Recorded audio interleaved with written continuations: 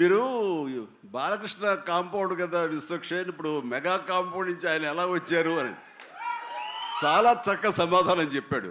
మా ఇంటికి కాంపౌండ్ ఉంది కానీ ఫిలిం ఇండస్ట్రీ కాంపౌండ్ లేదని. I appreciate.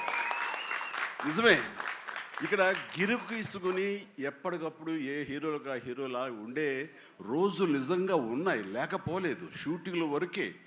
ఆ తర్వాత వాళ్ళు ఎవరి ఇళ్ళకి వాళ్ళు వెళ్ళిపోతారు, ఎవరి ప్రోగ్రాం వాళ్ళు చూసుకుంటారు. అలాంటి రోజుల్లో నేను ఉన్నాను. వాళ్ళు అలా ఉండటం మూలంగా వాళ్ళ మధ్య సఖ్యత ఉండదేమో, వాళ్ళ మధ్య ఒక విభేదాలు ఉంటాయేమో అనే ఒక రకమైన భ్రమలో ఇక్కడ అభిమానులు కొట్టుకుని చచ్చేవాళ్ళు. ఆ వాల్ పోస్టులు చింపుకునేవాళ్ళు. నెల్లూరులో మా కజిన్స్ ఉండేవాళ్ళు, వాళ్ళిద్దరు సొంత అన్నతమ్ములు. కానీ వాళ్ళిద్దరు ఒకళ్ళు రామారావు గారిని, ఒకళ్ళు నాగేశ్వరరావు గారిని ప్రేమించేవాళ్ళు, ఇష్టపడేవాళ్ళు, అభిమానించేవాళ్ళు. వాళ్ళిద్దరు కొట్టేసుకున్నారు, రక్తం వచ్చే కొట్టేసుకున్నారు. నాకు కంగారు